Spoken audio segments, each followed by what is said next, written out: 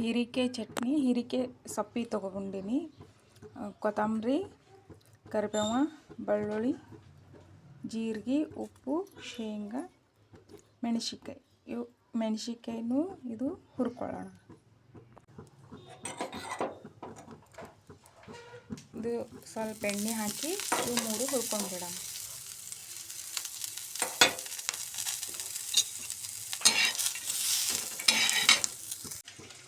ಈಗ ಹುರಿದಿದ್ದಾಗಿದೆ. ಈಗ ಮಿಕ್ಸಿ ಅಥವಾ ಕಲ್ಲಿನಲ್ಲಿ ಕುಟ್ಟೋಣ. ನಾ ಮಿಕ್ಸರ್ನಾಗೆ ಹಾಕ್ತೀನಿ. ಈಗ ಹೀರೆಕಾಯಿ ಚಟ್ನಿ ರೆಡಿಯಾಗಿದೆ. ಬಿಸಿ ರೊಟ್ಟಿ, ಚಪಾತಿ, ಅನ್ನಕ್ಕೂ ಚೆನ್ನಾಗಿ ಇರುತ್ತೆ. ಪ್ಲೀಸ್ ವಿಡಿಯೋ ನೋಡಿದ್ದಕ್ಕೆ ಧನ್ಯವಾದಗಳು. ಹಾಗೆ ಸಬ್ಸ್ಕ್ರೈಬ್ ಮಾಡಿ, ಶೇರ್ ಮಾಡಿ, ಕಮೆಂಟ್ ಮಾಡಿ, ಇಷ್ಟ ಆದರೆ ಲೈಕ್ ಮಾಡಿ.